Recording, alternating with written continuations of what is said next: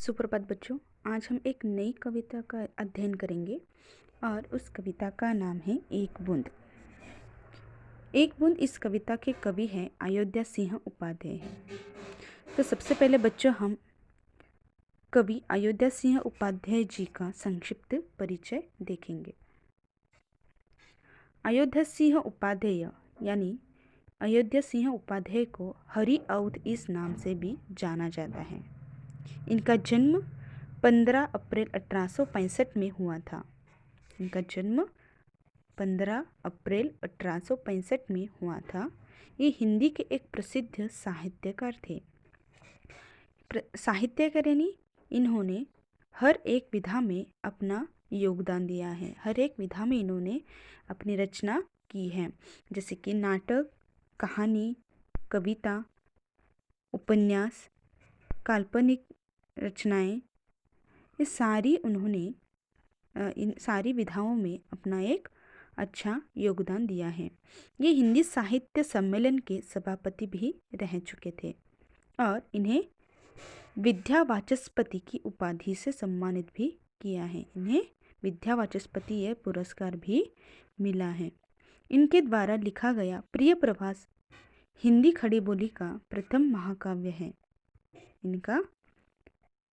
इनके द्वारा लिखा गया एक सबसे प्रसिद्ध महाकाव्य कौन सा है? प्रिय प्रवास, और ये खड़ी बोली में लिखा गया है। इनकी मृत्यु मार्च 1947 में हुई है। अब हम कविता की ओर चलेंगे। जो निकलकर बादलों की गोद से थी अभी एक बूंद कुछ आगे बढ़ी, सोचने फिर यही जी में लगी, आहा क्यों घर छोड़कर मैं यूं कड़ी।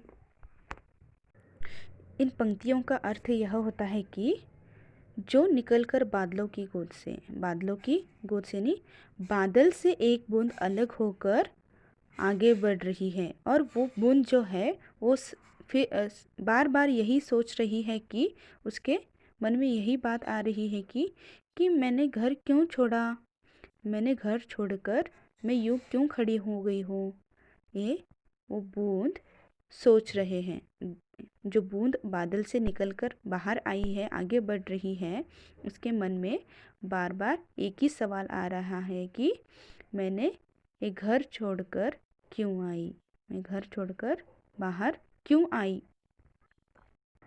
देव मेरे भाग्य में है क्या बदा, मैं बचूंगी या मिलूंगी धूल में, या मिलूंगी गिर अंगारे पर किसी, चू पड़ूंगी या कमल के फूल में।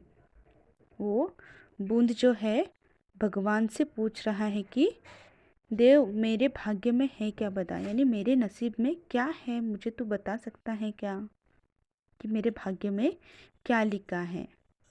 मैं बचूंगी या मिलूंगी धूल में, मैं बचूंगी या धूल में जाकर मिलूंगी, या जलूंगी गिर अंगारे पर किसी, मैं नीचे बादलों से अलग होकर आई हूँ, मैं यहाँ पे बचूंगी या जो मिट्टी है उस धूल में मिल जाऊंगी, या जलते हुए अंगारों में जल जाऊंगी, चू पड़ूंगी या कमल के फूल में, क्या कमल के फूल में जाकर गिरूंगी। मुझे कोई कुछ भी पता नहीं है कि मेरा भाग्य क्या है, मेरा भविष्य क्या है। ये भगवान, क्या तुम मेरा भाग्य भविष्य बता सकता है कि मेरा आगे चलकर क्या होगा।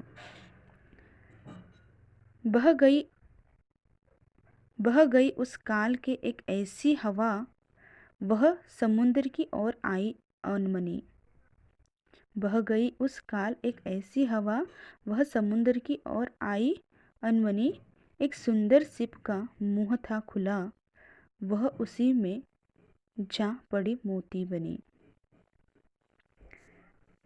इन पंक्तियों का अर्थ यह होता है कि वो जो एक बूंद था जो बादलों से निकलकर आया है, वो सिर्फ यही सोच रहा है कि मेरा आगे क्या होगा, कि मेरा भविष्य क्या है। उसी क्षण एक क्या हो जाता है, एक आश्चर्य हो जाता है कि जब वो गिर रहा था एक और, तभी हवा बह गई उस काल एक ऐसी हवा, यानी एक अलग सी हवा उस समय बह गई और वह जो बूंद था वो समुंदर की ओर अनमनी, जो बूंद था वो समुंदर की ओर जाने लगा। एक सुंदर सिप का मुंह था खुला, यानी कि आप चित्र में देख सकते हो कि एक जो मोती के सिंप है, सिंपले बोलते हैं हम लोग, वो उसका मुंह था खुला और जो बूंद था वो नीचे आ रहा था और उस सिंप में जाके वो क्या हो गया, गिर गया और मोती बन गया। देखिए वो सोच रहा था कि मेरा भविष्य क्या होगा, शायद मैं किसी अंगारे में जलूंगी, मिट्टी में जाके मिलूंगी, लेकिन ऐसा नहीं हुआ। उसने हिम्मत से काम ली और उसे अच्छी सफलता मिली। कौन सी सफलता मिली? यानी कि वो एक अच्छा मोती, एक कीमती मोती वो बन गया।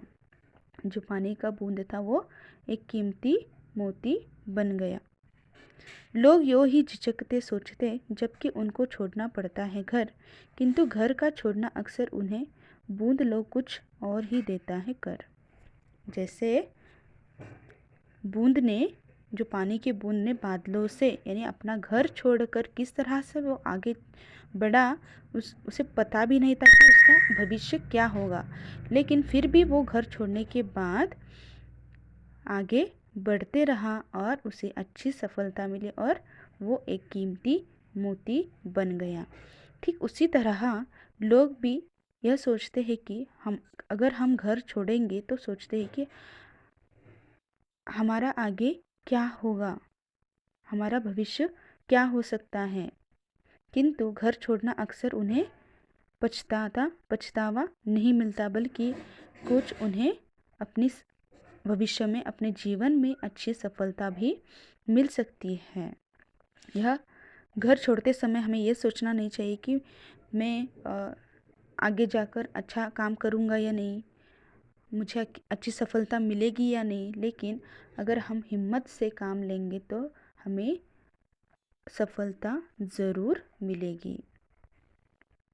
इस कविता का उद्देश्य यही है कि प्रस्तुत कविता द्वारा अयोध्या सिंह उपाध्याय हरिऔध द्वारा रचित है। इस कविता में बादलों की गोद से निकलकर मोती बनी एक बूंद का सफ़र दिखाया गया है। कविता के माध्यम से विपरीत परिस्थितियों में भी हिम्मत से काम लेने का संदेश विद्यार्थियों तक पहुंचा जा सकता है। धन्यवाद।